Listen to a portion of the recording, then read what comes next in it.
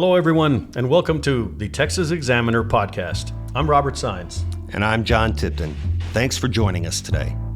Before we dive into today's topics, we want to make something clear. The subjects we discuss on this podcast can be sensitive and even divisive at times. That's right.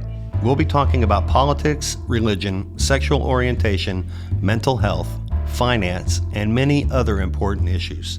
Our goal is to provide you with facts and information presented through a nonpartisan lens. We're committed to thorough research and uncovering the truth, no matter where it leads us. But we also want to be clear about something else. We reserve the right to have and share our personal opinions on these topics.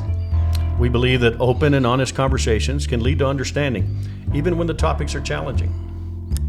And it's essential that you, our listeners, have the opportunity to form your own opinions, guided by facts and different perspectives we provide. So whether you agree with us or not, we invite you to join the conversation. Let's explore these complex issues together with respect and an open mind. Thanks for being here with us. Let's get started. Hey there, Kendall County. Welcome back. We are so happy that you could join us today.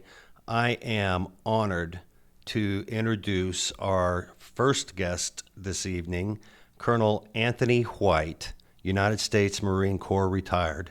And just a bit of backstory, I know Tony from when we ran for office. He ran for Congress, and I was running for Justice of the Peace, and we got to know each other and understand each other, not only as soldiers, but as now citizens. Mm-hmm. And that's why I think it's important that our viewership and our listenership get an opportunity to hear from somebody like Colonel White that has a wealth of experience to share and knowledge that he can impart upon us. So, welcome, Colonel. And like John says, I think the best introduction is the one that you can give us about yourself. You have an amazing history from childhood to your military career and post-career. So would you share with us a little bit more about yourself and what got you to get into the military, and what did you get out of that? Sure. Real briefly, we've got about 30 hours here, right? Absolutely.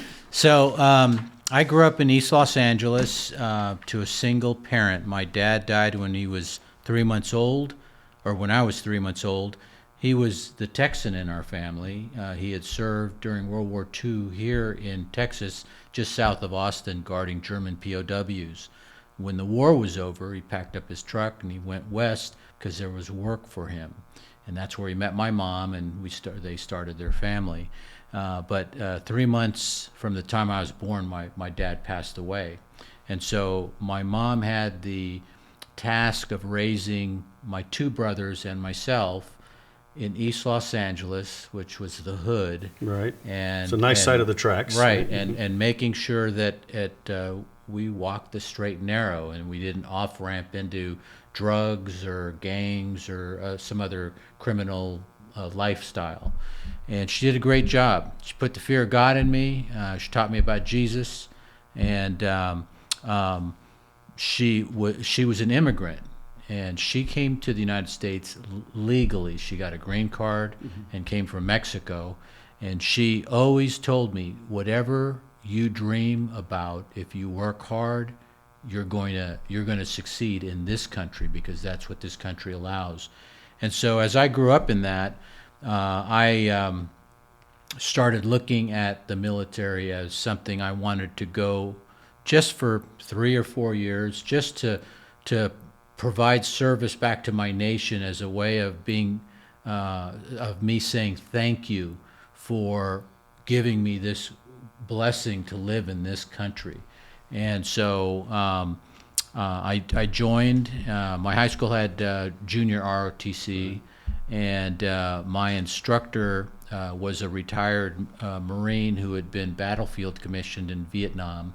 And basically, he told me a little bit about the different services and what to expect. And but he didn't really push me one way or the other. He just kind of let me make my own decision. Right. And so I decided to join the Marine Corps, and I went through an OCS program called Platoon Leaders Course.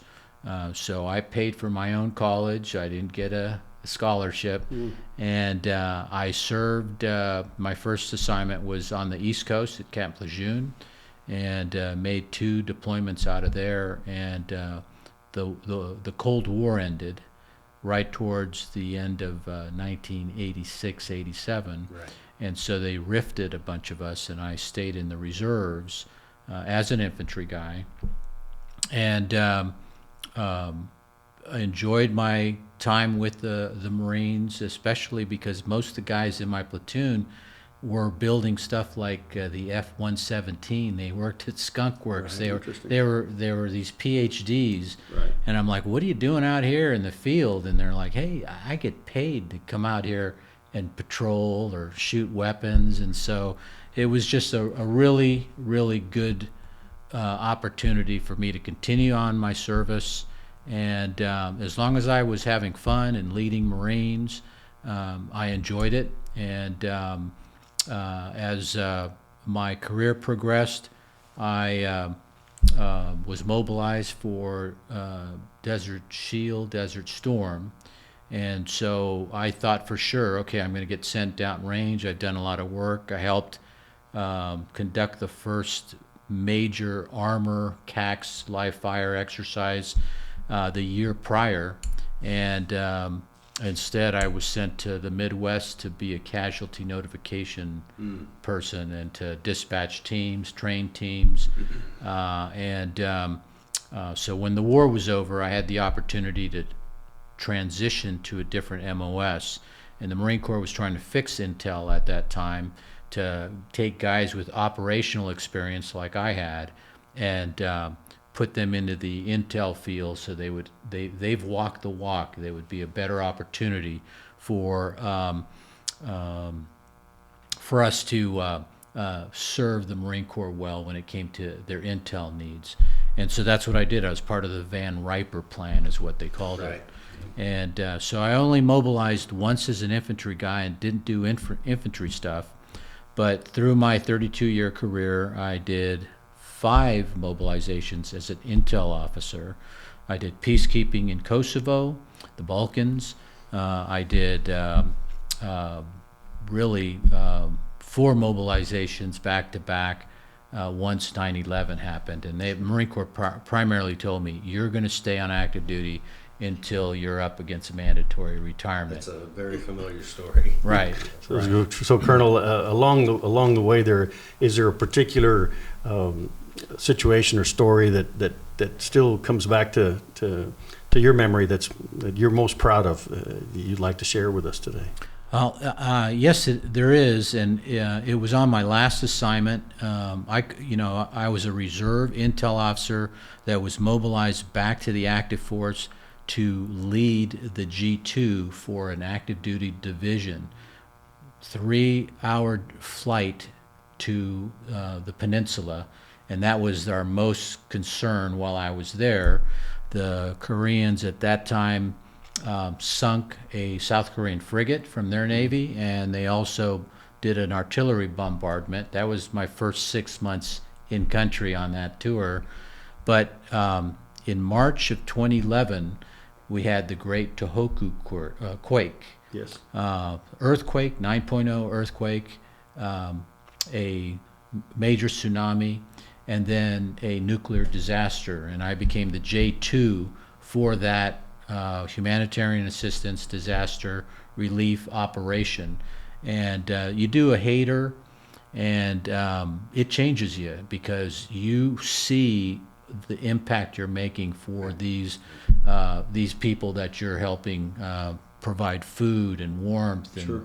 medical care. So it was just that to me was an awesome way to finish out my career. That's wonderful. I didn't realize that we actually had more in common than I thought. Well, I went to OCS, which is the same as, well, I wouldn't say the same. They're 2 different programs, but they're a commissioning source. Mm-hmm.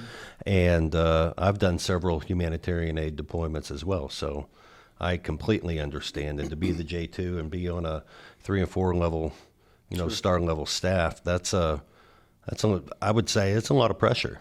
It's a lot of pressure. And well, thank you for that. That's amazing. You bet. Yeah, I was the only colonel.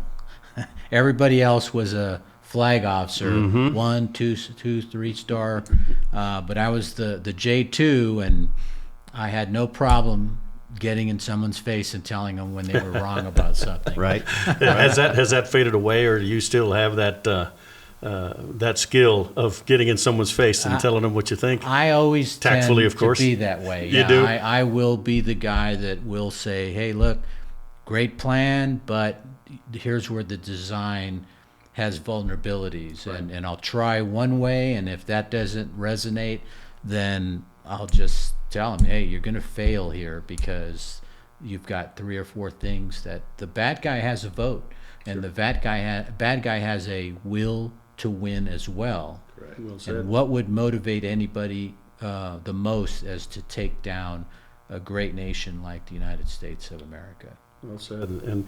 And I'm assuming those skills after you left the military, did they help you, or in some ways did you ever find that maybe they hurt you? I would say they hurt me, but as John will attest, when you serve in the military, any of the military branches, you develop a camaraderie amongst the people you're working with. And there were several times where I worked in a joint environment, so it's not just Marines, but it was all services, or in a joint and civilian. I worked at the National Counterterrorism Center. I helped basically stand up NCTC when it was known as the TTIC, the Terrorist Threat Integration Center. And essentially, you develop a team, you develop cohesion, and outside of my military career, you really don't have it. I've worked for some really big defense contracting companies, and although there are lots of veterans that work with those companies, it's just not the same. That cohesion, that mission focus is never replicated like it was when we were in uniform. Right. I agree with that. Right. Yep. So I'm interested to know, I think Bernie and Kendall County in general is very supportive of their veterans. Yeah. However, have you had experience in dealing with, say, any at the Veterans Office at the county or any other service organizations that may need improvement, or are they doing a good job? What do you foresee, or what can you communicate about veteran services here in the county? So I know Ron Cortez personally.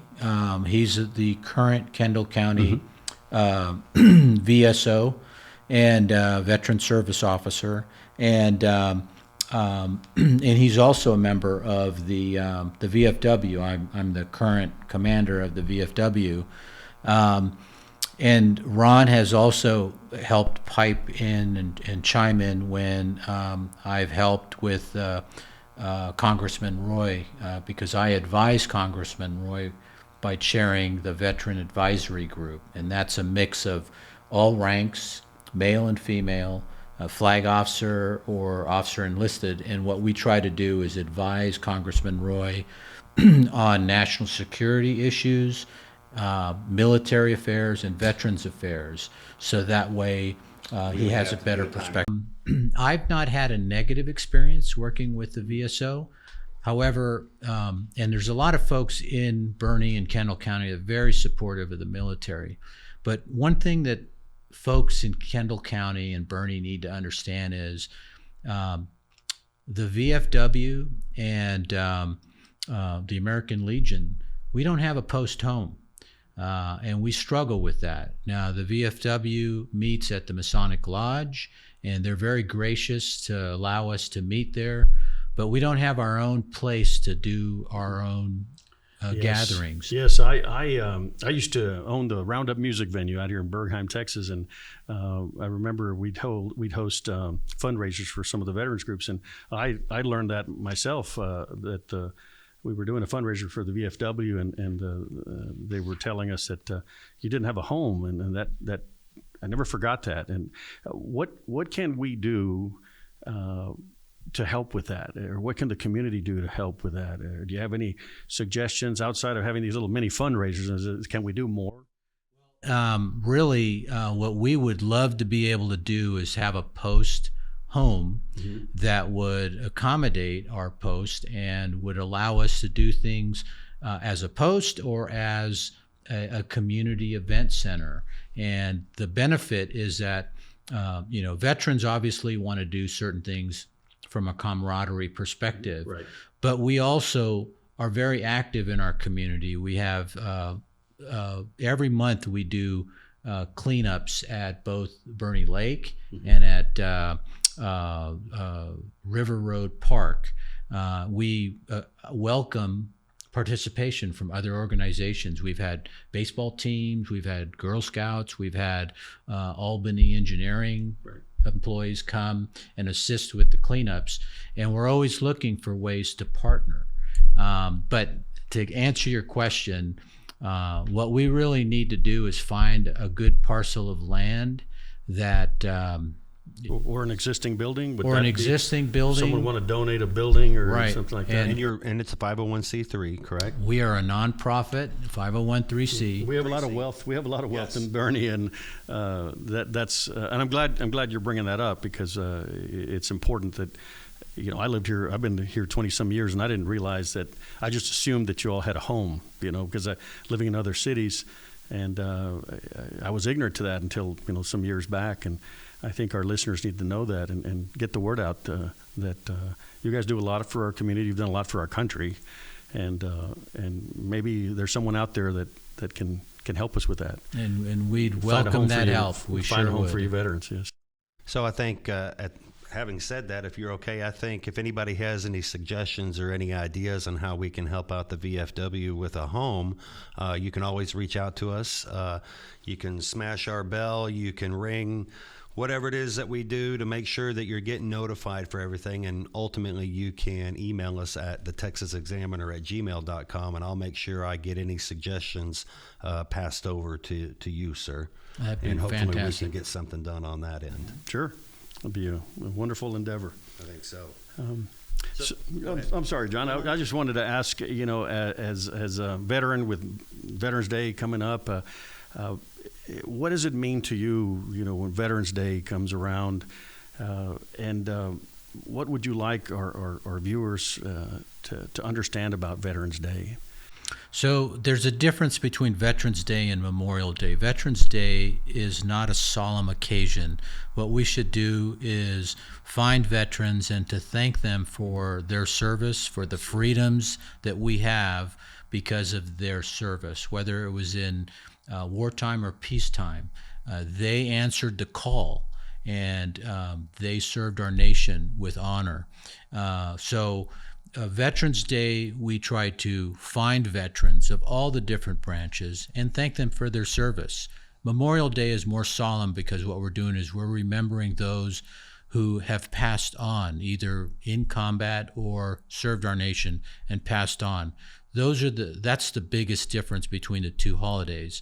But Veterans Day, find a veteran and thank them for their service.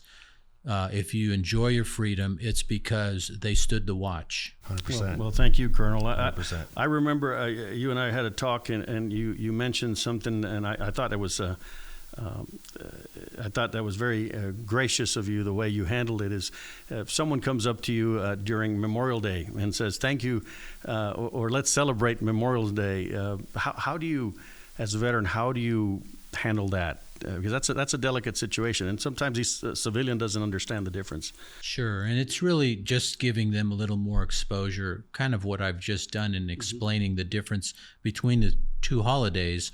But what I will try to do is put a face to it, and I'll tell them, this Memorial Day, I'm going to remember Lieutenant Trobes, who I served with and who has passed on. And that's why we have Memorial Day, because now I can I can remember that face, and I can remember the cold days or the tough training that we went through together. Right. But he was a great American, and I was blessed to have served along with him. And by explaining that to someone who doesn't understand or differentiate, I think it does give them a little bit more of a sharp. Without embarrassing them for Exactly. saying the wrong thing at the wrong holiday. If you're a veteran and someone says Happy Memorial Day, be gracious and say thank you, and then maybe give them an example of why it is that there's a difference between the two. Right. And John, you shared a story with me recently. Was it about your grandfather? Yes. I thought that was a beautiful story. Why don't you share that with us today? Yeah, my grandfather, Lieutenant Colonel Jack R. Tipton, retired USAF Air Force, started in the Army Air Corps after graduating from UT. We'll make it real short. 52 missions over Italy, Distinguished Flying Cross, and no, he was in B-17. Oh, okay. Shot down 2 or 3 times. And made it home. So, per the example, he would not be somebody that we're thinking about necessarily on Memorial Day from the standpoint that he wasn't killed in action, he wasn't, or as a result of any direct action. And he is a veteran, but also he did. So it's kind, in my opinion, you're kind of on the fence with that one because you could go either way. Of course, I'm going to always remember him, Sure. But he was a veteran, and he made it through. He did his job well. So I like to remembering more on Veterans Day than necessarily than Memorial Day. That's wonderful. And Colonel, you've had a distinguished career, and it struck me, growing up in East LA, that's kind of a far thought from where you've ended up today. I would imagine as a young boy. What advice or guidance would you give to some 16, 18-year-old young man or young lady that's interested in getting into the military? I would first of all tell them that the sky is their limit on dreaming big and pursuing what it is that excites you. What's your passion? Find a veteran and ask them for advice. There's been plenty of folks that approached me and told me, hey, I want to be a Marine. But after a discussion with them, found out that really wasn't what they wanted to pursue, really wasn't going to be achieved by joining this particular branch, and was able to redirect them so that they could ultimately do what it was that they were passionate about. But you talk about whether you do 4 years or 40 years. What's important is that you are giving back to your community. Put a face on that. Right. To Bernie, the city of Bernie, the people of this community are benefiting from your service in whatever branch you choose, and you will travel, you will be exposed, you will work with people from completely different walks of life than you, and you will become a team, and you'll make some lifelong memories and lifelong friendships from it. Agreed. Yes. Agreed. I understand. I just learned this today about the colonel, and you had some political aspirations some time back. Are those still there? Can we see your name on a billboard here in the near future? I think the way I usually answer this is that if that's where the Lord leads and I can serve my nation in that realm, then I'll do so. Right now, I do enjoy advising Congressman Roy and his staff. But, back in 2016 or leading up to that election, I was just frustrated, and really that frustration continues with so. folks that folks who are elected to office to represent us are not doing so. They're becoming wealthy by the lobbies that are out there, and they're forgetting what their true north is, and that's what we need to get back to: servant leadership that goes there for a period of time, and they're not building a portfolio in the process. That's very well said. I also worked for a congressman as an advisor, and I always enjoyed being the guy behind the curtain, the kingmaker, if you may. It's tough being an elected official today, whether it's city, county, state, federal. It's a tough job. you have to have a tough skin because people are, we're hard on people today on social media and the media. So I admire that people like yourself that are willing to step up, and like Jon that are not afraid to step up and deal with those. Those flying tomatoes, if you may, and it's easier being the kingmaker than standing out there. So I'm glad to hear that it's not out of the question, and I'd like to encourage more people. In fact, Jon and I have talked about that a lot, about encouraging people to run for elected office. It's necessary to keep the actual officials that are in office already, keep them in check and keep some fresh faces and ideas coming. Absolutely, and no, some folks will not really understand the power of prayer. I do, and I will tell you that pray for your elected officials, whether you like them or you don't, whether you voted for them or not. The Bible talks about this, and I'm not trying to be preachy, but for this period of time, the Lord has allowed the leadership to be elected. And what we need to do is pray for the good Lord to guide these individuals, and that's the best direction to take. Don't throw a tomato, throw a prayer to that elected official. Well said, Colonel. I enjoy hearing your perspective because it's refreshing to know people think like that. You and I both worked in Washington D.C. for the federal government, and I agree with you. I think you and I both have agreed that we ride for the brand. If you're a military officer or you're a federal agent like I was, you work under several presidents, and I'd like to think that our military, our federal agents, they work for whoever that president may be, senators, Congress. You ride for the brand until otherwise, and that's what makes America great, I think, and we need to continue that. And like you said, pray for the elected officials, whether you voted for them or not, or because they're there representing us. You bet. You bet. Well, sir, it sounds like there might be an opportunity to get to visit with you on maybe another future episode as we start to dive into some of the more challenging topics that we plan on discussing, and would love to hear your viewpoints on those as well. So I think I've got everything I need. I think we did extremely well, and I'm so happy that you could join us, sir. It's a pleasure. Everybody's busy, and for you to carve the time out to come and visit with us, we truly appreciate it. I thank you for the time, and if I can leave you with one thing, this Saturday on the 11th month, at the 11th hour, on the 11th day, we will remember the armistice of World War I, and that catapulting us into Veterans Day. So come out to Veterans Park and join the American Legion and the Veterans of Foreign War as we pay tribute to our veterans. Absolutely. And give them the honor that they're due. Colonel, thank you for your service, and thank you for your continued service now with the VFW and helping our veterans here in Kendall County. And we appreciate you being here with us today. Thank you very much. I appreciate it. We are now being joined by another fantastic veteran, local veteran from Kendall County that we are super proud to have come and visit us. If I can, I'd like to introduce Mr. William Ferry. And I believe he goes by Doc. Yeah, I do go by Doc. And I was in the military, and I was a medic for 23 years, so it kind of sticks. I think I've known at least 15 or 20 Docs in Absolutely. my military Yeah. career. Yeah, so it fits and it rolls right off the tongue. So. Everybody's used to it, and Right. I was saying that I got a roommate, and I don't know where she heard it or whatever, but she started calling me Doc.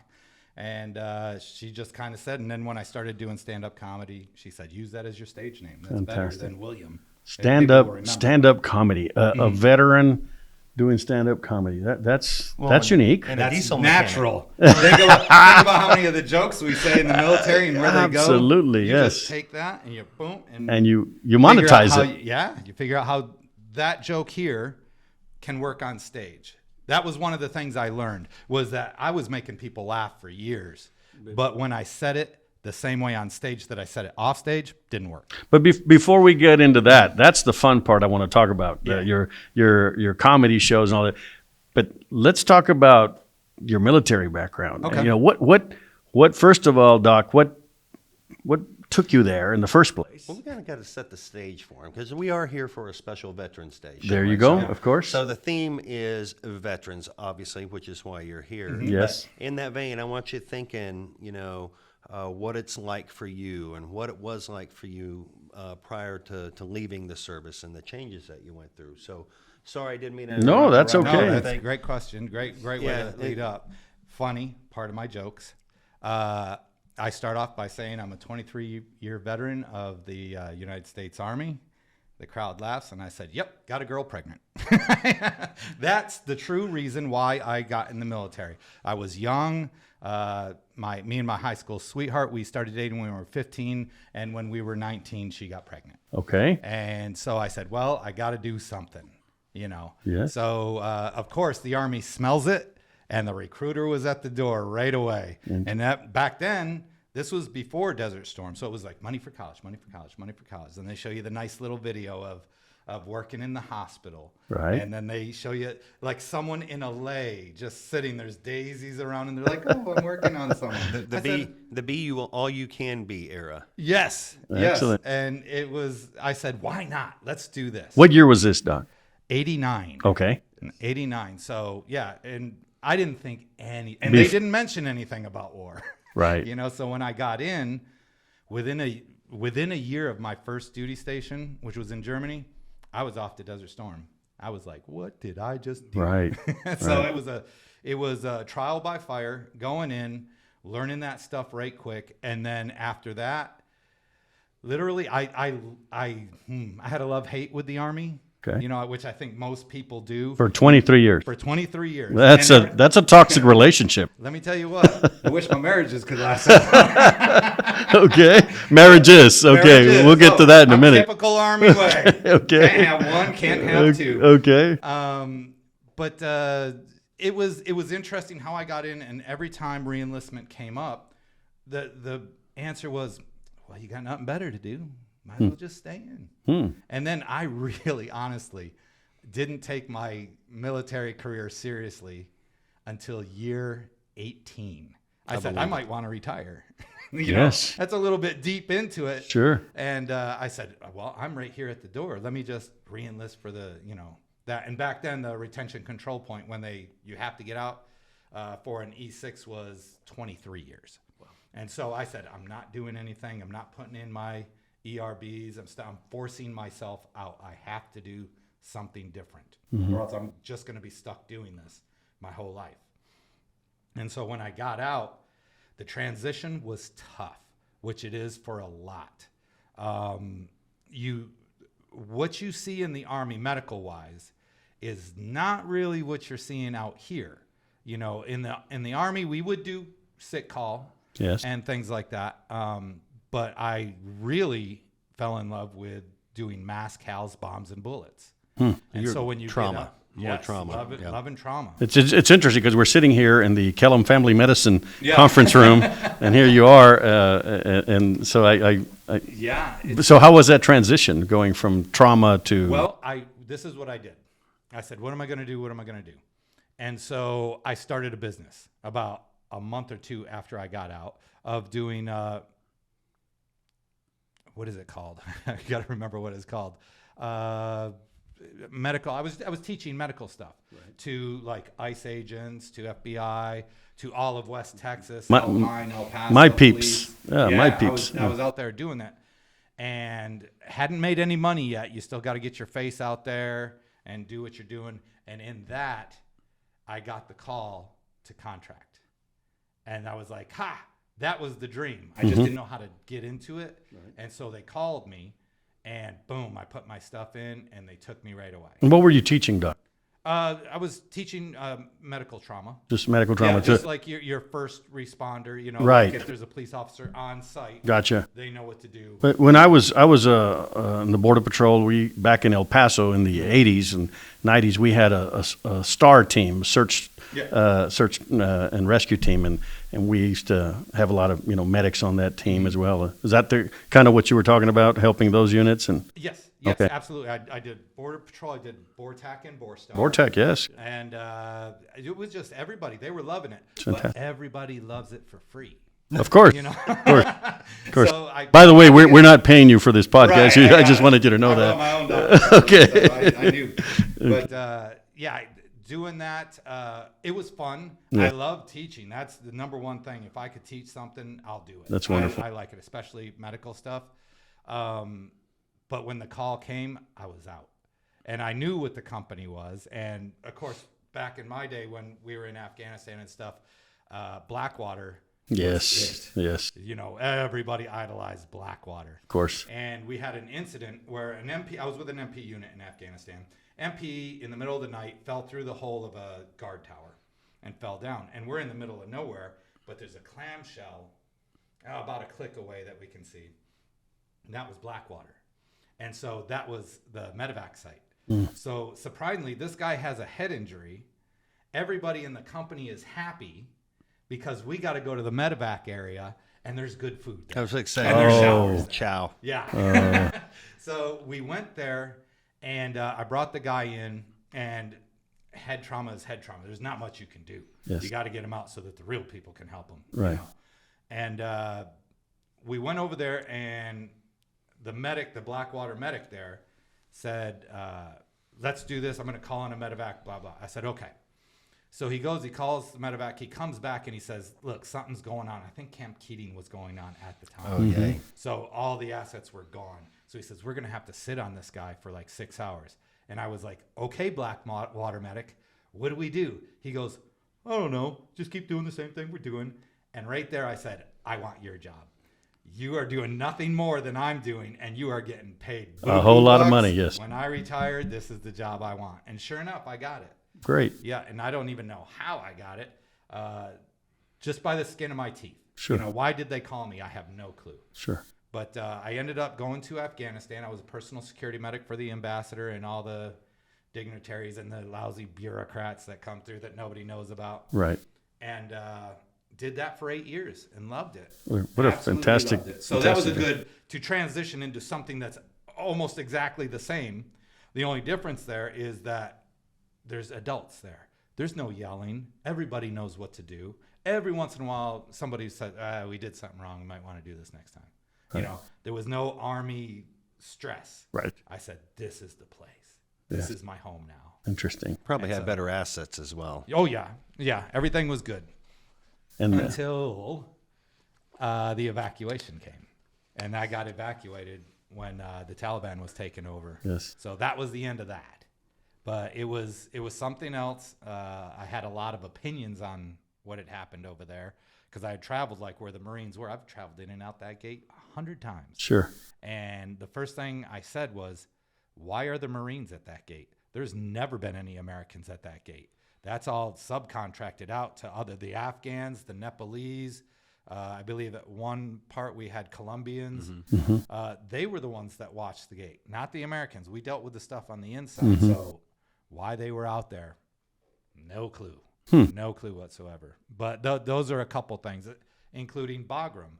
When Bagram went away overnight, that was our medical asset. That's where we took medevac patients. Yes. They didn't tell us a thing. So from day one, we're good, to day two, we have nowhere to take patients if we have patients. Right. And so that took like a week or so to find a hospital in Qatar that we could take them. And I wasn't involved in the higher dealings with that stuff, but it was tough having to deal with that. Not to mention Secretary Blinken had come in a month or two, I can't remember exactly, and told us, stood in front of the embassy and said, the Army is going away. We know this. We are not going anywhere. And when I left on August 13th of 2021, we were pulling out. And I knew it, but I was like, what is this? And they were still like, we still have jobs, no problem. So I left on the 13th. By the time my feet hit ground here on the 15th, the Taliban had overrun the city. My goodness. So I lost everything that I had down there. 48 hours. Yeah, that's all it took, so. Oh my goodness. It is what it is. And Doc, where were you raised? Where did you were you born and Okay, I raised was as a kid? born- Don't blame me. Okay. Blame my parents. But I was born in Western New York, Okay. and I lived there for 10 years. Okay. Now, a lot of people think New York, liberal, New York City, all that. I was raised in Western New York. I see. And so it's basically Canada. Right. And I was raised, my mom is Mexican. Excuse me. My dad is a hillbilly. How they got together, I don't know. It happens a lot in Kendall County. All related? Sounds like Kendall County to me. It Yeah. was something else. So. Say Texas for me. There's an inside joke there, by the way. Oh, okay. Gotcha. You can tell Yeah, Texas. yeah. I I had get mad now. It's like Texas. we recorded a show and it took me like 6 cuts to say Texas correctly. I thought of moving to Arkansas, by the way. There you go. Yeah. But being raised on a junkyard in the middle of the woods Right. was a unique experience. And I learned that side of the family and had no idea of the other side of the family. And so at some point, we moved to Michigan for a quick stint. Sure. For like 4 years. And then we moved to San Antonio. Now I get to meet Now you're on family. your mom's Right. turf. Yeah. So I did not know I have 43 cousins. That's So this is number one in the Mexican. small family. It's a cute little family you have. Yeah. So getting to know them, and my mom was she was old school. Yes. And just to say how old school my mom was, she was raised by her grandmother, Right. who was born in the 1800s. Wow. So she carries a lot of that forward. Sure. So we were hit with the chancla. Yeah. We would all these things. There's a lot of jokes I Yeah, have of I can't course. say on here, but how we were raised. So one of the jokes is that like I may, look like I'm hillbilly, but I know all the Mexican voodoo. I know all that stuff. I got Vicks right here. And Windex, yeah. But it was interesting. When I came down to Texas, it was definitely a change. I Right. had to get used to the heat. Sure. The schools were different. How I about- remember going to school and they were like, well, the smoking section's over there. Right. And the dipping section, I didn't know what dipping was. Up north. How about your Spanish? Did you speak Spanish? Oh, no, not a lick. Oh, my goodness. No, I would learn the dirty words Yes. first, and then it just never stopped because my mom, being old school, my dad was 19 when they got married. My mom was 15. Wow. So different time. Sure. Right. And my her grandmother told her, marry that guy. He's white. He's a good one. That's what she said because she was raised in the projects Right, in San right, Antonio. my mom. right. So she's like, man, he's white. She didn't know he's a hillbilly. So here's my mom and and her grandmother. My mom is going on the first date with my dad. She puts on like the poodle skirt. The quinceañera dress? Or? Yes, she's looking good. My dad comes to the door, cut off jean shorts, sneakers with no socks, white t-shirt with the cigarettes rolled up in the Nice. sleeves. And my mom's grandmother gives her some money and says, buy that man some clothes. She still she didn't give up on him, though. No, She they were married for 53 years. Oh, how beautiful. That's wonderful. So it was a big change culturally. Sure, Culturally, sure. it was a big change. Well- And now I talk to a couple of the guys. I can't keep up with all of them. Well, that you've had an interesting life, and thank you for sharing your childhood and your military life, especially as we're honoring our veterans on Veterans Day. But you're also a unique individual or character, I should say, because personality, because you are a comedian now, also, and I'd like to hear a little bit about that. But do you think is comedy a part of your therapy? Has that helped you, or is that Absolutely. okay? Absolutely. Being able to talk, having to deal with PTSD. There's things that come in and come out. PTSD is a funny thing. Doesn't hit everybody the same. Right. So I am not one that gets angry. I rarely get angry. But I am one that my anxiety has gone through the roof. Okay. So a silly thing. And I laugh at myself with these things because I see it. As long as you can recognize it, know how to deal with it. Wonderful. One of the things I do is I can't go anywhere new. It killed me to come here. Right. Because I didn't know where here was. And so usually like I was going to a comic book store. I passed by one where I was living in San Antonio. And I said, oh, I like comic books and all that stuff. I want to go in there. I had to drive past that thing for days. And then the last day I drove past 8 times before I built up the courage to park, sat for a good 15, 20 minutes, built up the courage to go in. Man. Once I was in, I'm good. Now I can go in there all the time. Right. You know, unless I leave a big space of time, then I have to go through it all over again. Right. So there's ways that you deal with PTSD, and it's an individual thing, but you have to face it. You have to know what's going on. I think every person that deals with PTSD will circle the drain at some point. Sure. And it's all on how you deal with it. You recognize it, you do what you got to do. As I'm getting older, I deal with it, but as I'm getting older, I got very emotional. Yes. You know, little things will, you know. Sure. You know, and I laugh at it. I think it's funny. I'm a grandpa. I get it. Yeah. Oh. Yes. Let me tell you. So the way I deal with it, it's a goofy way, but I see it as there's emotions there that need to get out. Sure. You know, how do you get these emotions, deal with them? And so I will go to my room and I will watch things like America's Got Talent, Right. The Voice, things like that, with these very inspiring stories. And I never get emotional at sad stuff. Sad stuff is what it is. But those happy stories, to see someone succeed, you know, that builds up that thing, and I just blubber. And I'm getting this emotion, whatever the emotion is inside, Right. I'm getting it out. Right. Get it out. Cry it out. And then when I'm done, clean myself up, go back and go on through my day. But- feel much better after. But it seems like you just build a wall when it's sad. When it's You just sad, kind of block that well, out. I'm not sure if I block it so much as it just doesn't hit. It doesn't way- affect you. It doesn't It's affect the me happy same stories. way. The happy stories. good. The great stories. Right. You know? And that was with my comedy. I was running an open mic, and so you put these people up on stage for 4 minutes. They're working out their material, or they're getting on stage for the first time. And so I was all about them, just like being a sergeant. You know, you're all about your Right. soldiers. A leader doesn't worry about him. He's not a boss telling people what to do. Leader makes sure that the people under him or that the people who are working with them have the assets so that they can be successful. When they're successful, you're successful. Absolutely. And so I would do that for the comedians. We would run the light. The open mic started at 10. And at first, maybe we'd make it to 12 or something like this. Now we're closing the bar. Comedians are staying till 2 a.m. on a Monday to get on that stage. And one time we ran the light, which means we went over time. And so there was one comedian left and the bar was closing. And so I said, get up on that stage and hold on. I pulled everybody in the bar over and we sat and watched that guy do his set. Nice. So that he got his time in and he could have some feedback on how he did. That's awesome. And that's how I deal with life. That's one of the things. Help others. Even if I'm crashing and burning, I'm still helping others. You know, Beautiful. Sometimes I have to stop and think about myself a little bit, but not much. That doesn't happen very often. I really enjoy helping others. That's wonderful. And you were saying you were a grandpa. Well, I'm a grandfather of.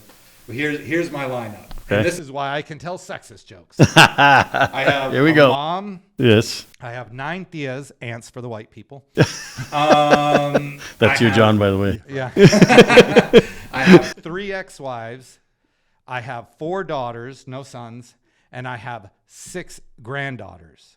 I am surrounded by females. Yes. Me and my grandson. That's all. It's just me and him. Oh my goodness. People ask, how the heck? I said, well, I'm man enough for everything. I don't know. There I'm you go. There you I got go. this. There you go. This one's going to carry on because I'm going to die soon. So I'm teaching him, you know, Yes. things. He walks with me during barbecues. We go and we help people. We go help the ladies. You know, do you need anything? No.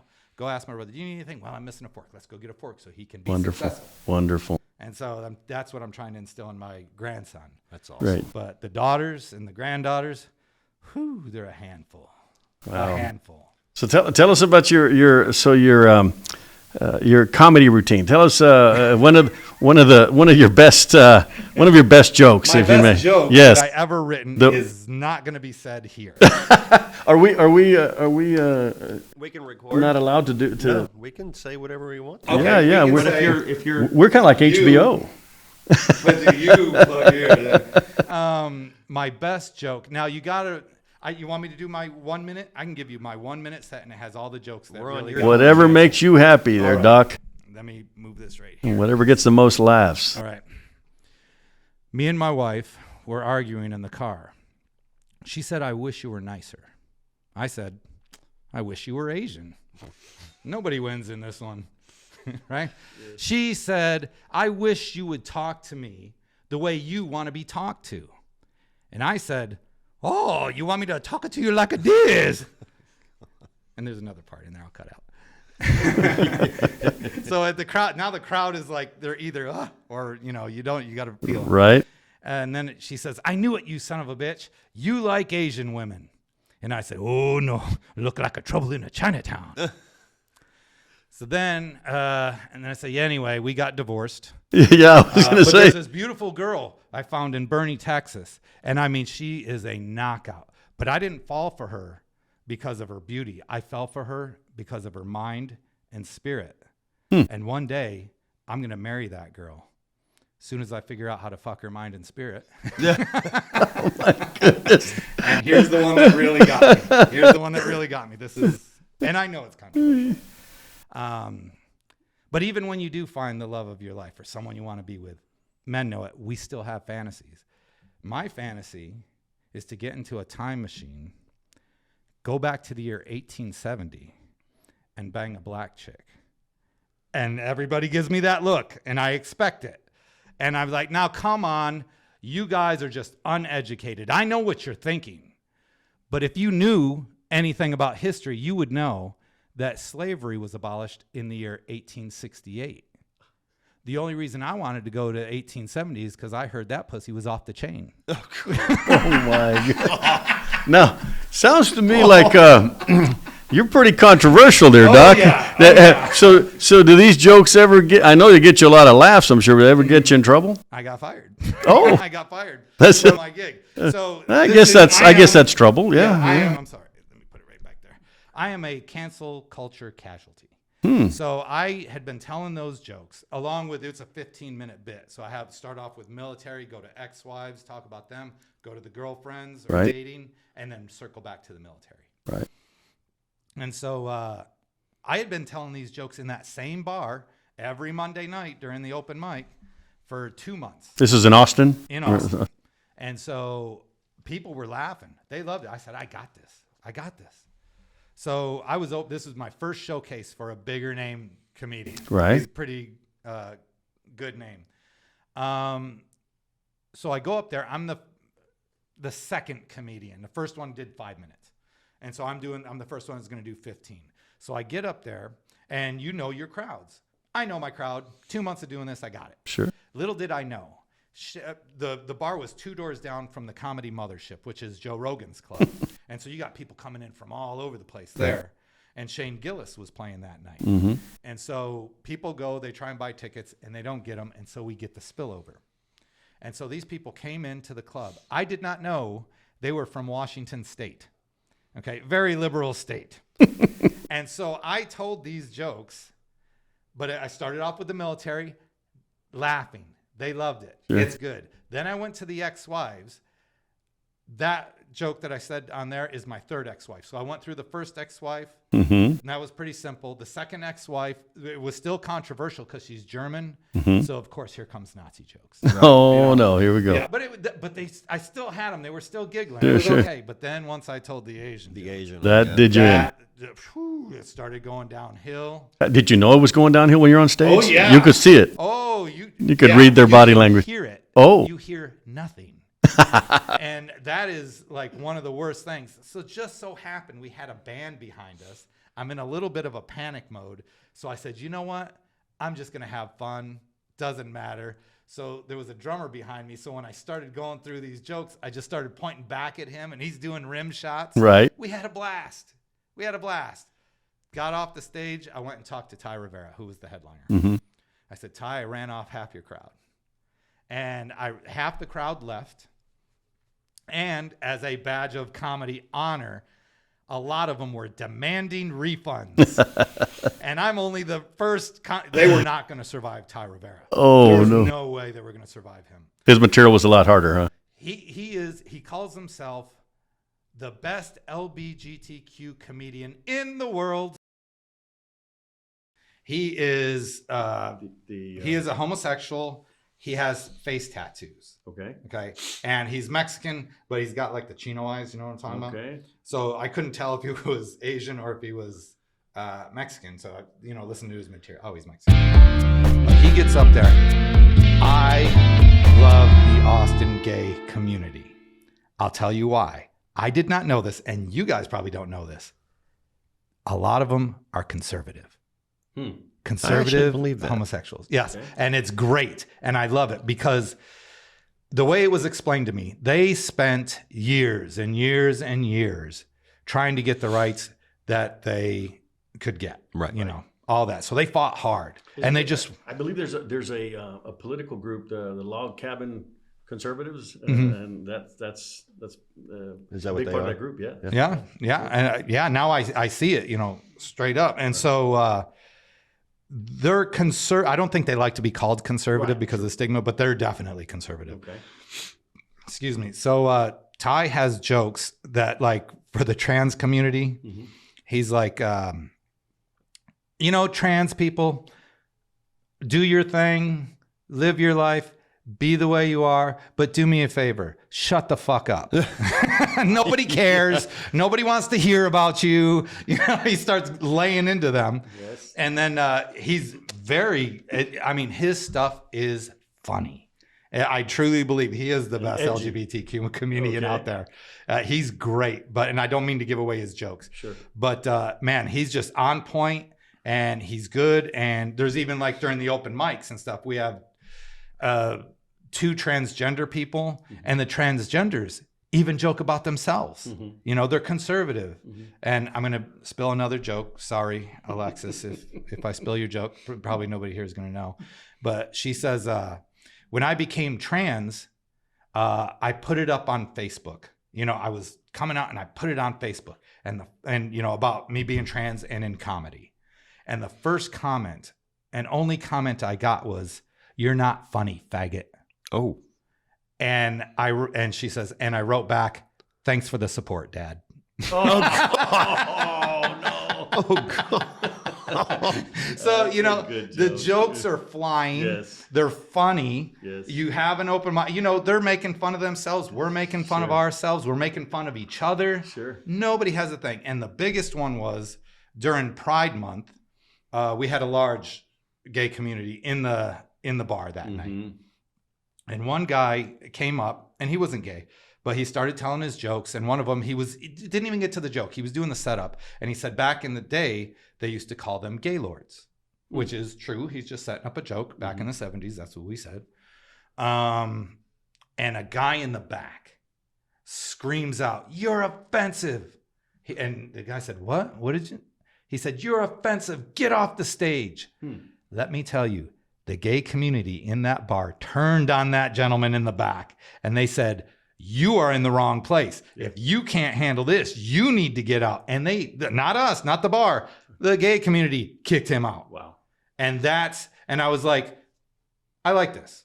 I like this because a lot of these people I talk to all the time and stuff, and it really pushed me towards, with all the hubbub going on today. Sure. And stuff like that. Sometimes you just have to look at a person, be they black, white, gay, straight, what is their personality? I mean, it goes straight back to Dr. Martin Luther King. Sure. Don't judge a person by, the color of their skin, content of their character. Exactly. And so I do the same thing with the gay community. It's like their character is cool. Now, there's some that come in there, their character is not cool. Right. And there's some straight people that come in there, their character is not cool. Right. So those people, I'm very nice to them, but I kind of push them off to the side. Sure. And, but these people here, so it was just a scene I didn't expect. And I've been going to Austin since the 80s, going up as a teenager partying. It's no different. The difference is the government, the local government. That's what's messing up the whole works. Right. But as far as the people on the street and things like that, it's the same. It's the same as it's always been. It's keep Austin weird. Right. And they are weird. They're doing their job. But very likable people and stuff like that I run into. It's got to be difficult, though, to be a comedian nowadays as opposed to 70s or 80s. Absolutely. I mean, like what happened to you, and like what that person said, when I go to a comedy show, and I love comedy, live comedy, I expect if I'm going to sit at the front, I expect that I'm going to be a target, and I'm, and it hurts sometimes, but I have to kind of grin and bear it, or you paid for the seat, right? Sit there and take it, or don't go there, right? And or don't sit in the front, But that's it doesn't seem like that's allowed anymore. I mean, you have to be careful with your P's and Q's everywhere. It seems like. It seems like it, and like I said, that bar, I built that into a First Amendment bar. I built it so you can say anything you want. Please understand that if you use your freedom of speech, there might be consequences as far as if you use the N-word or something like that, and you're not black, you might get beat up, but you knew that before you said it, right? But besides that, everything goes. Everything goes. In fairness, John, I grew up in the Blazing Saddles generation. Where, if you remember that movie, everyone Excuse me while I whip this out. Everyone was attacked and insulted in that movie, and we didn't think anything of it. But that's because Mel Brooks is an equal opportunity racist. but I see some young people today, and I have to kind of embrace the fact that yes, you have to draw a line, and you have to sometimes. Know that some people are more sensitive than others, and it's okay. But it does sometimes tend to go too far. The pendulum can swing, and the pendulum has been swinging so far in another direction, and now it seems like it's swinging in the other. Do you think, having said that, Doc, do you think we'll ever get a balance? It seems like right now we're very careful and ultra sensitive in what we say and do. Yes. Do you think there's a balance? I am trying to bring the balance back. I am saying words that I don't say during my normal day. Like? Like I'm bringing back retard. Oh. Just because it's a shocker. Yes. That's the thing. When you're doing comedy, you're saying things, you're taking people on a ride, and sometimes you want to take that left turn, and saying words like that definitely is a left turn. Wow. And although I know it's offensive, I don't say it in my normal day-to-day. It's a performance. It's a performance. Okay. And so just like Quentin Tarantino movies, nobody cares if there's N-word said in that. They say it all through, and because it's a movie, it's an art form, it's actors. And people have to understand that when you're a comedian and you're standing on stage, this is a performance. There's a lot of work that goes into that. Absolutely. I have a bunkhouse in the back. Okay, so it has basically a bar at the bottom of the bunkhouse. Right. So I turn the spotlights in that, and I say my stuff daily to try and get down my routine, to try and see, does this work better? I'm taping myself. And then I go out to the open mics, and open mics are usually 4 or 5 minutes, if they're that at all. So you're trying little bits of your comedy because you can't do the whole thing. And you're seeing where the people are landing. Right. And so I know I do one at Upstage Comedy Club in San Antonio. That's more of a black audience and military audience. So although a lot of the jokes will fly because it's military, you have to watch yourself because you're in a black crowd. Right. But I've noticed for the most part, they're all cool. As long as it's that one joke that I said, the off the chain joke. It's a horrible joke. Yes. It's a great joke, but it's a horrible joke. Yes. I actually asked black people, I said, is this going to cut it? Is this going to be too far? And they said, it's definitely controversial, but it's not too far because you're not picking on someone. Right. When you're being offensive and you're doing it to hurt, which is what racism is. Racism is not just saying words or stuff. It's saying it with the intent to hurt someone. Right. Well, that's why connotation and context is so important when Yes. you set those up and people understand. So you can say one thing and mean something completely different, right? Mm-hmm. So, but I can see how that is challenging for you. Well, that's where the wordplay comes in, and you want wordplay. Off the chain means a great thing, Right. But when you put it after 1968, or I'm sorry, 1868, 1868, it takes on a double meaning. Yep. And Absolutely. so you want to do those jokes because that's where the crowd is like, what did you just, Gotcha. yeah. They laugh a lot. And so it was just that I was a victim of it just because that I was in the front. I was in the same bar, but the wrong crowd came in that night. Well, and how do you, with your comedy, do you encourage other veterans to join you? Have you helped other veterans get into the comedy? I am kind of new into the scene, so I'm a little under a year Okay. of doing stand-up comedy. Okay. But I did notice something. Doggone it, I wish I could remember what the name is. But the Armed Services, blah, blah, blah, probably in the MWR or something like that.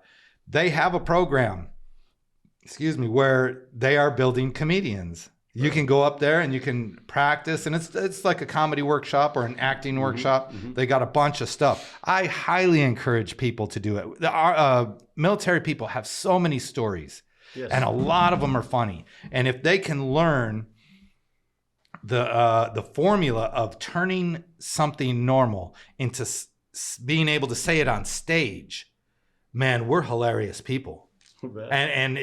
And most of the stories are true, and then the old war stories that are funny sometimes. Yeah. I mean, just craziness. Sure. I will tell you, I'm going to work on this joke because I'm having to deal a lot more with, I want to go a little bit more political after getting fired. Instead of telling just all dirty jokes, I want to get more like into it.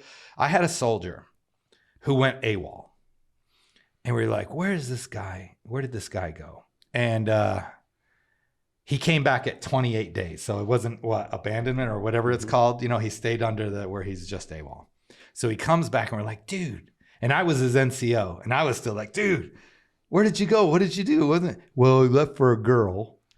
And Almost always. And back in the day, it's like, well, that was gay. Why did you do that? And so he got stuck with the nickname Gay Rob. His name was Rob. And so that's all we ever called him was Gay Rob because he did something stupid. So it comes time, he's getting the Article 15. We're standing outside of the commander's office, and Sergeant Major's in there, and we're getting ready to go in.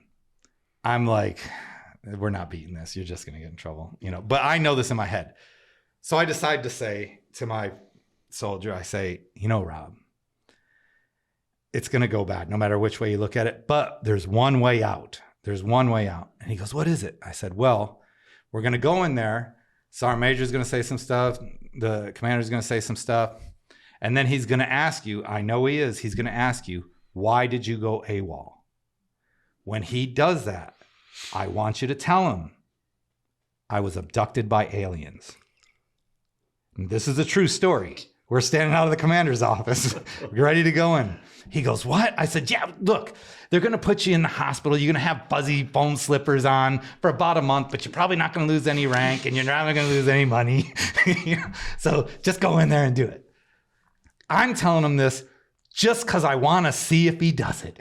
No. Because this is going to be a good story if he does it. Because he's screwed. He was screwed either way. He's screwed anyway, so you might as well have some fun with it.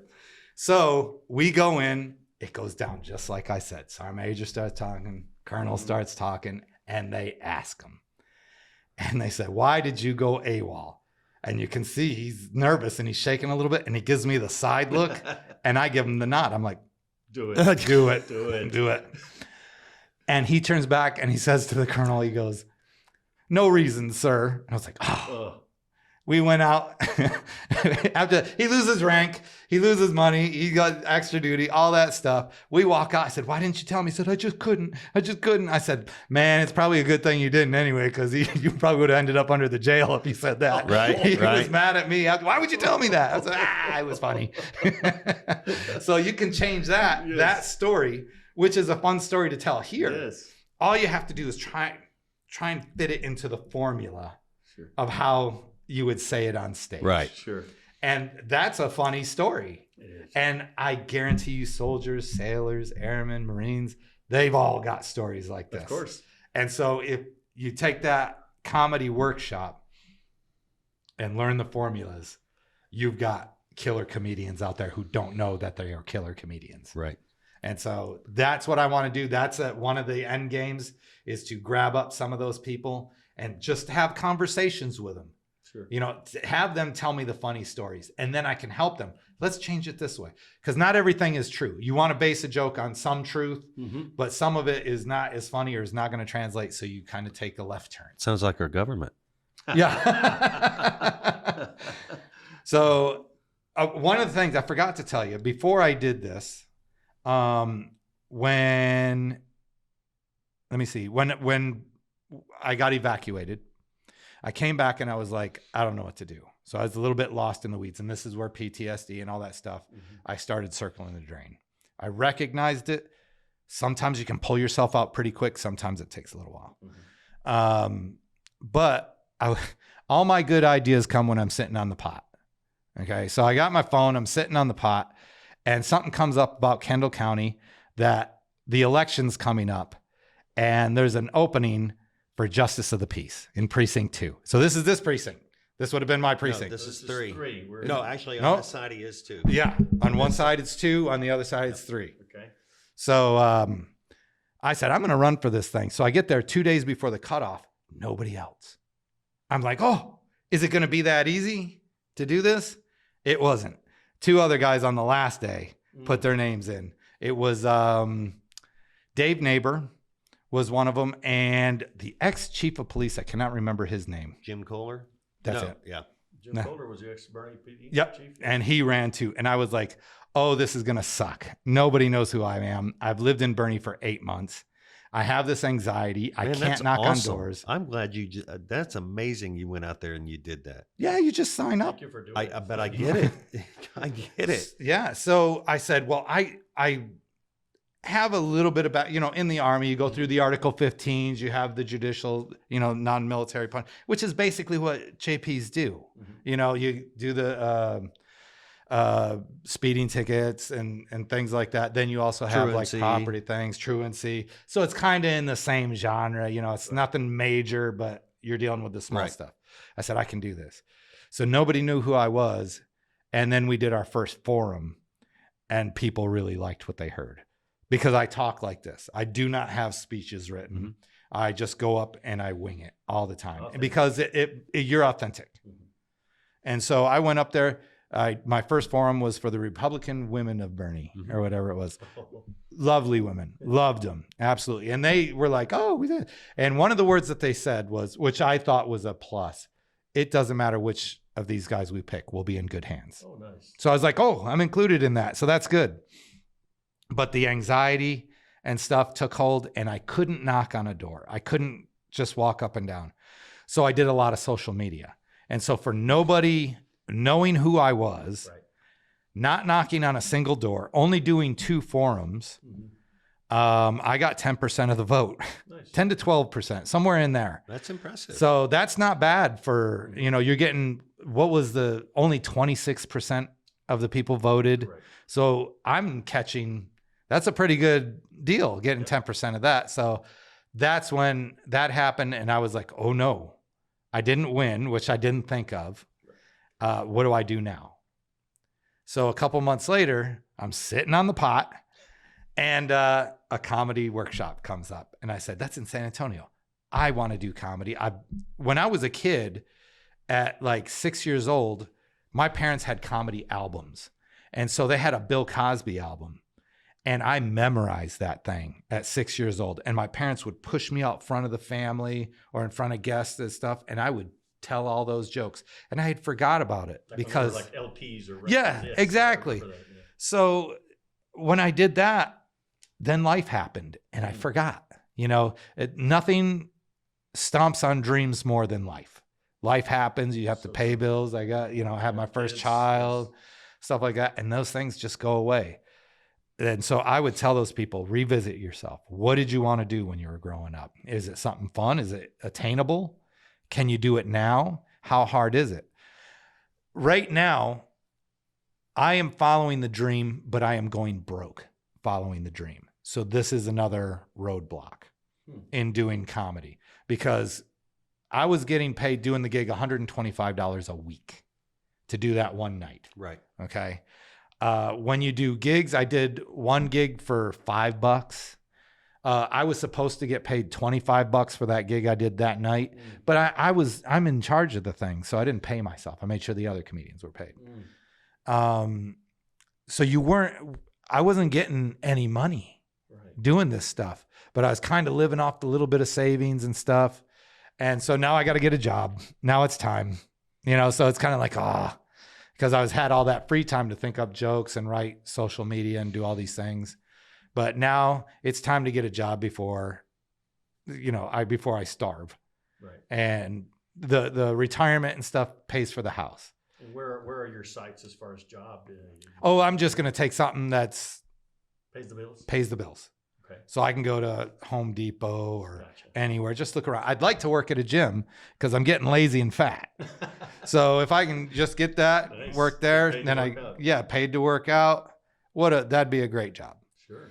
But Are you- I'm sorry. Oh, no, are you thinking about the medical field or? I'm trying to 'cause put I'm- that behind me. I'm just, okay, you are? I can appreciate that. Okay. I am, because once again, I'm used to trauma, Yes. and I am not, so as any Army medic, you're not so well versed in the sick call side of it. We don't know Right. that much about diabetes. We don't know that much about kids or old people. And you need to know diabetes and geriatrics in Kendall County for sure, because there's a lot of old people that live here, and there's a lot of overweight people that live here that aren't taking care of themselves. So you get a lot of that. That's why we opened up this clinic here, Kellum Family Medicine. Yeah. Because we saw a need. Yeah, there's Very a big busy. need. Yes. Yeah. When I was running for office, the sheriff told me, because I went in and talked to the sheriff for a couple hours. Huh. And nice guy seemed like. I don't know him that well, but I just talked to him for 2 hours. He said, "You want to know about Bernie?" I said, "Yep." He said, "Look around. See how many churches there are and see how many banks there are. And then drive past the high school. Look at them cars in them parking lots. I can't afford those cars in the parking lots." So he told me what Bernie was about. Right, There's a lot of churches and a lot of money in Interesting. Bernie. And so I looked it up. Kendall County is the 4th wealthiest county in Texas out of 200 and blah, blah, 54. blah. Is that right? Yeah. So we got a lot of those type of people here, Sure. but it's a lot of old money and stuff. And so I live out past Cordillera Ranch on, in the middle there.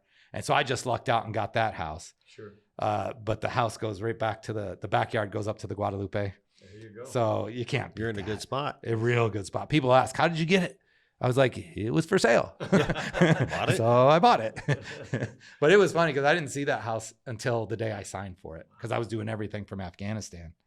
And so those are one of those things about being overseas all the time. You got to work. You So figure out how to work that way. Do you think these experiences that you had in the military that are keeping you from going into the medical field, do you think you're going to experience a challenge as you go out and try to find meaningful work?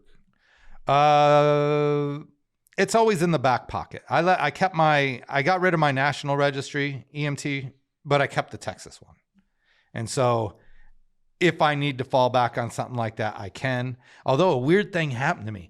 I got a letter or an email from the county paramedics thing. And I didn't fill out for a job there. I didn't know. I filled out because I was still in the JP mode. So I wanted to be a court clerk so I could learn and maybe run again, to do that.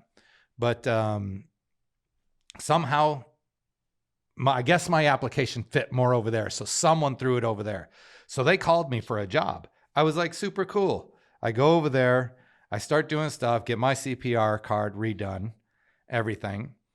And then they never called. They got me all fixed up, and then it was like, no job. So I was like, wow. This is here in Kendall County. Yeah, it's the one right down on Main Street. Recently? Within the past year, probably the past 6-7 months. So I thought that was weird. I was like, why did you do that? You asked for, I didn't ask for the job. Right. And then they give it to me and then they take it away. That's interesting. That is interesting, yes. I mean, especially with the new substation going in. Right. I mean, Seems like there's a need. absolutely. Yeah, it kind of threw me for a loop because I knew about it too. I was like, I could work over there, stuff like that. And like I said, not my cup of tea, but I know how to do it. And you just have to get back into it, start relearning your medications and stuff. Right. Because that stuff goes away. If you're not on top of that, that stuff goes away quick. Sure. So Doc, what do you tell a young person that is thinking of going to the military? I mean, today, what advice you guide? This is a tough one. Okay. Yes, it is. This is a tough one. And I know you're authentic, so and I'm I'm going to gonna- tell us the truth. And I'm going to put you up against a time hack because we got about 3 minutes before we take another camera break. Yeah, no problem. Okay. What I think is today is not the day Today is not the day to get in the military. The people in charge are there to ruin the military. They're there to ruin it. They are worried about, I did not know, I had a friend who just retired. I did not know that one of their big issues was that the guys can now wear clear nail polish. Who gives a shit? You know, bottom line, the military is there to kill the enemy. That's what we're there for. That should be our focus at all times. Know that this could happen, and if it does, be ready for it. We shouldn't be worried about who's going in what bathroom, this and that. And maybe I'm a little old school because I was in before don't ask, don't tell. It started that trend, 2008. Right. Now, I'm on the outside also. So if you're getting gay people that are joining the military and they're patriotic, they're like in the comedy, how I said the conservative one. If you're getting a gay person in the military, they want to serve. No problem. If you get a transgender in the military who wants to do it, by all means, go. But we have a standard and follow the standard. The standard shouldn't follow you. Right.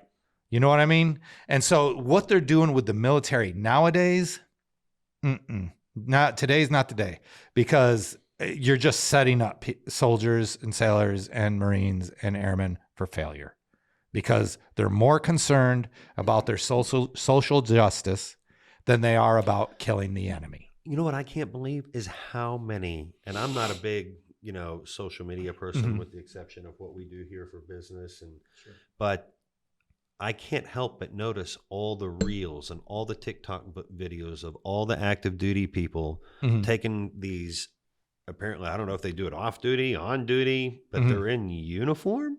Yeah. How does that work? Unknown. It would never happen in my day. I don't get that. You couldn't do anything. As soon as you got off work, you couldn't go shopping. You couldn't go to the mall. No, you couldn't go anywhere in uniform. Take the uniform off, go home, change clothes, and then do whatever. Yeah. Yeah, but nowadays they're doing that. I love social media, but I also see the bad parts of it. And when people are starting to feel that they have a voice, and they do, you still have certain personal rules or professional rules or things that you go along. In the military, you do not do videos in uniform. That's number one. That's just a given. That's a given. You don't do it. If you do videos and decide to speak your mind outside of the uniform, you're still putting yourself out there. Yeah. Because your commander or someone, First Sergeant sees that, he's going to be pissed, So it's kind of, people don't know where the boundaries are anymore. Yeah, we want to do social media, but even I still have to kind of watch what I do. Yes. You just don't want to be out there bleh, and because you're going to suffer. You're going to suffer the consequences of it. And that's what's happening with the military today, is that the military is suffering consequences of not being disciplined anymore, not doing things. And we started losing this, and I'm sorry to reach back and sound like an old man for saying this, but when we got the desert colored boots and we didn't have to shine boots anymore, you lost discipline. That's what it was about. Interesting. I was in the Border Patrol in 1982, and we used to have to spit shine our boots. And of course, then we went to tennis shoes, and no offense, but we weren't allowed to have beards. Yeah. and then that started to happen, and so it's tough. It's but that is you're right. It's a slow decay of the discipline. It's those little things that make a difference. Right. Yeah, and a lot of people don't watch the news. I quit watching the news. I think most. I was people are like, quitting. That's why we're doing a podcast. Yeah, both sides are shit right now to me. I'm a conservative, but the Republican Party is doing things. I think different. Chip Roy is ours, right? Yeah. What did he do too? I wrote him and said, well, I'm sorry you lost my vote. I did that when he voted for Kevin McCarthy, because I knew McCarthy was part of the deep state. And sure enough, he's gone in 8 months. And now I see both sides, but now what's her name? Tlaib said her things and they were going to censure her. Yes. And Chip Roy was like one of 21 who said, no, we're not going to censure her. Now, I want to know why. Please, I can't wait till he comes down here again, because I'm going to get on. I don't understand, because if he tells me the reason he did it, if he says, you know what, freedom of speech. She can say what she wants. Then I'm in a pickle because he's absolutely right. Correct. But if he's like, well, we got things going. Okay, I don't want to hear that. I don't want to hear that. I'm already on the fence. I want him to succeed. And he does a lot of good things. But these couple of things are telling me that he's bought. He got into the cycle. He saw how it worked, and he just started going around with all the other politicians and doing that. I don't like that. When he started off, be yourself. Don't let people sway you in your personality. Get in trouble. If you want your face out there as a politician, get in trouble. Say some things and stick to your guns. They'll put you on the news. Yeah, the problem with that is that I'm not defending them. I'm just giving you a different perspective. Is when these young rookie politicians go in there, because I've been there, then the party, whichever it is, Democrat or Republican, that's where you get the bad committee assignments. That's where you get the bad office in the basement, and it's set up for almost like going to high school. You're a freshman, you can't speak. Right. You have to follow the party. Toe the line. Yes, and those that do have the courage to speak in their first 2 years or 4 years, usually that's all they're in Congress for, which may not be a bad thing. That's why once a congressman or senator is in there for a little longer than 1 or 2 terms, it's time somebody needs to challenge them. And yes, John absolutely. and I talk about that regularly, even here in Kendall County, local politics. There's an apathy sometimes when you have an elected official that's there for so long. Didn't we just have? Now I'm not involved in the city stuff because I'm out. But didn't 3 council people get back in unopposed? It was like 3 people. There was a couple uncontested races, right? And that's what we're about. We want to see more people run for office and challenge the status quo to keep we could them all do honest. We could do a whole show on nothing but that, Right. Because as you know, you and I both ran for JP. He went to the senior high school while we were down here still in elementary school. But we could do a whole show on that. Yeah, absolutely. On how interesting the process is and the things that are said and to be amongst the machine. Yes. Yes. The machine is great if you're on the inside. Yeah, I'm sure it is. But it's like George Carlin said, there's a big group out there, and you ain't in it. So I think you two are trying to keep me up into all hours of the night doing post-production editing on this thing. So I would like to circle back around for the reason that we asked you on the show, and that is we're celebrating Veterans Day. Yes. And what does Veterans Day mean to you personally? Well, personally, it's that one day where, well, for me, it's different. For the general public, it's another thing. For me, I know what I did. I know what most of my life was about. I'm proud that I did it. I'm glad I got through it. It's a good day. It's a good day. But I'm not a big one, which a lot of soldiers say, I don't need the praise or anything like that. But the moment you take it away, people stop saying thank you for your service, we're going to complain. Yes. Which means it's good, because if a soldier is not complaining, something's wrong. There's something wrong for sure. So I want these people coming up to me, thank you for your service. Oh, I'm tired of hearing that. But when they don't say it, I'm like, why don't they say it? They don't appreciate anything. Right. That's a good thing, But I really like Veterans Day. I think a lot of the soldiers and sailors really like a day that is appreciated towards them. And it's just little things. It doesn't take much for us to feel appreciated. What is it, like a Golden Corral free meal? Oh my God, have you seen the lines out of the side of the Golden Corral? It's insane. Same with every chain restaurant that does it. It's insane. And that's all we really want, a free meal. All right. They should actually just do the free meal. If you're a veteran, you go online, you register, you get one free meal, you get a card for your meal. That way they're not jam-packed in there on Veterans Day. Is it really the free meal, or like Doc says, maybe it's not just the free meal. Maybe it's the fact that, hey, I'm getting recognized and appreciated. Yeah.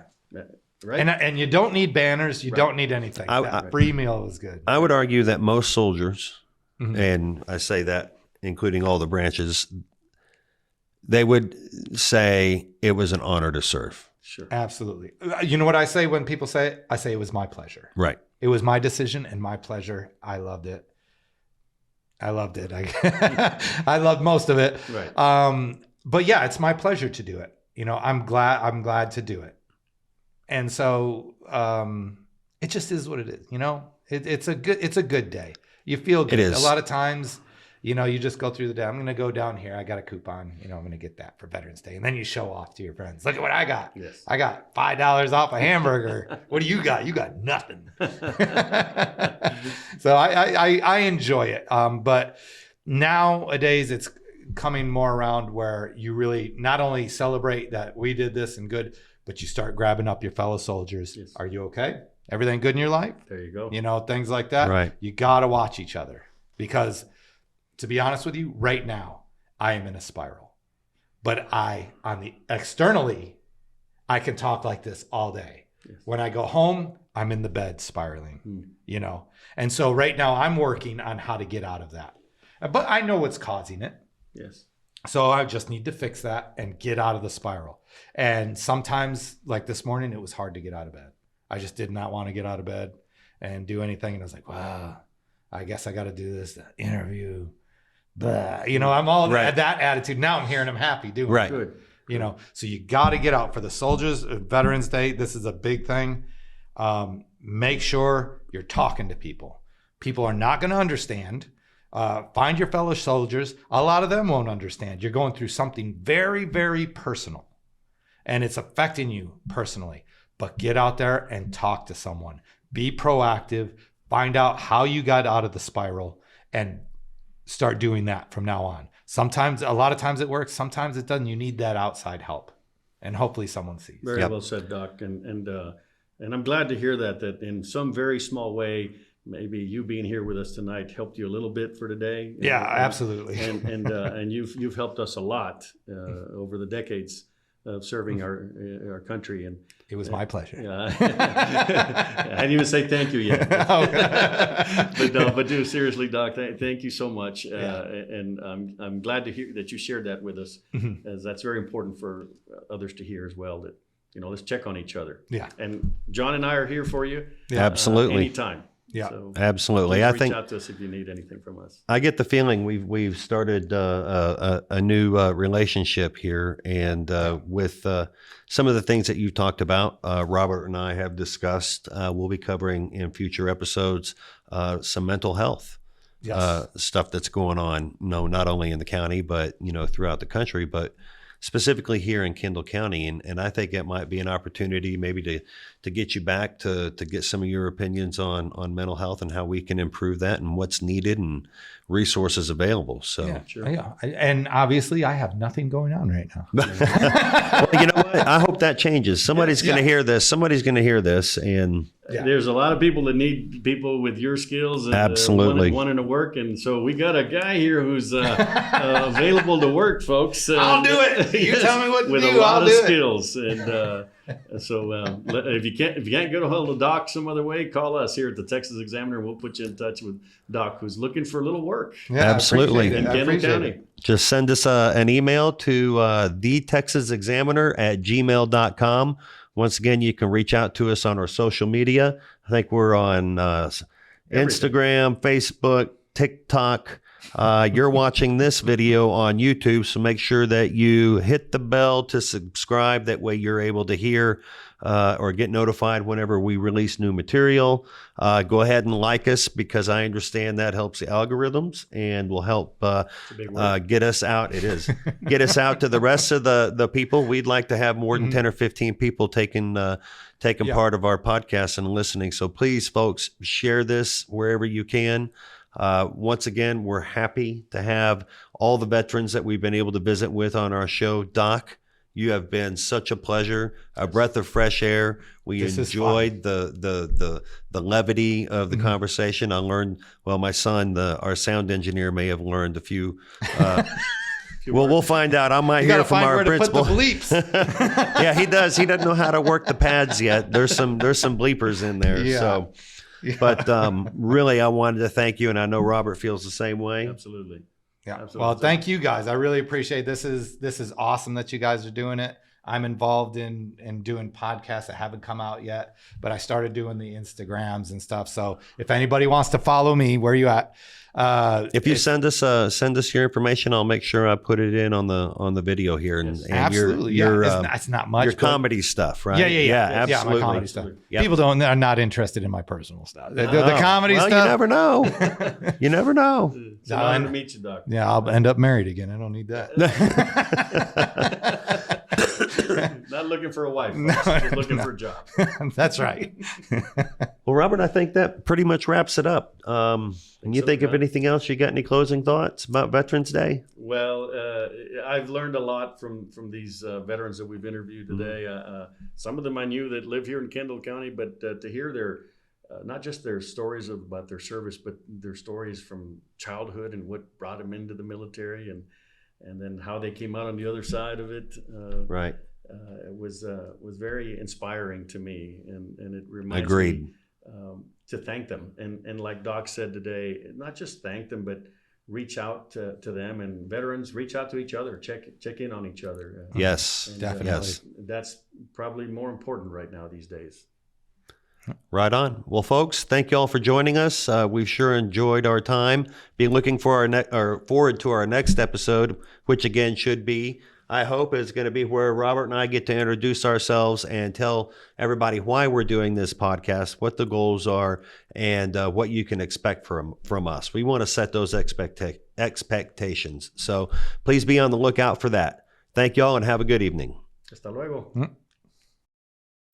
Hola, and welcome back to the Texas Examiner Kendall County edition. I'm Robert Saenz, and as always, I'm joined by my good buddy, Jon Tipton. How's it going, John?